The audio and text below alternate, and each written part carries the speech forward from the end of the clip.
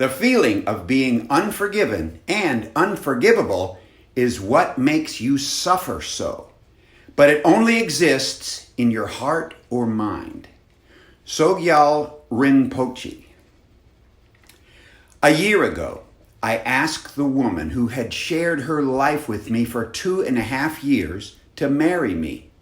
The feeling of euphoria, dedication, and accomplishment spiked during the aftermath of that significant event. For reasons unknown to me, that occasion also set into motion something in the mind of the woman I loved that quickly turned into a dire situation.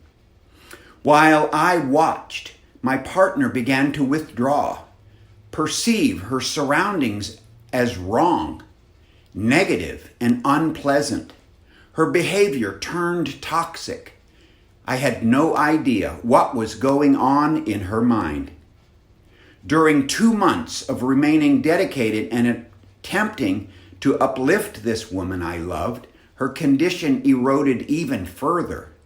She withdrew into the guest room and locked the door.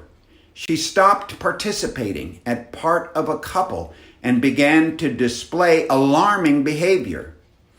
All this time, I was going to the workshop at church for engaged couples to learn about God's plan to become yoked together as a couple. When my group got to the chapter entitled In Sickness and in Health, I had a tug of war going on inside my mind. Something was going on in my life that I was powerless to fix. But that didn't stop me. I tried intervention twice. The first time was with a married couple who led the couple's ministry at church. The second time was with a doctor of psychology who attempted to intervene to no avail. Her behavior got worse and worse. Believing in a spiritual remedy, I remained dedicated as her mental health deteriorated. I had been warned about the logical progression of the probable disorder. In a fit of anger, she bought an airplane ticket to go back to Phoenix. Now she is gone, and it is a year later. I must admit, I have been staying busy in an effort to deal with the sorrow.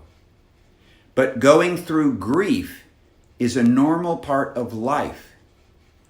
All life experiences, the heights of happiness and fulfillment, the feeling of content, useful purpose, and especially tragedy and unfortunate situations influence change. As we grow, we change. Denial is the first stage of grief.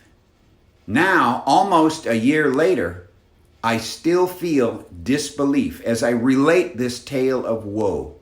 But this stage is nearing completion, and I am ready to step forward. What good could ever come from this? The good news is that I am using this tale to introduce you to the first concept designed to introduce freedom into your life with the eventual goal of becoming able to love the life you live.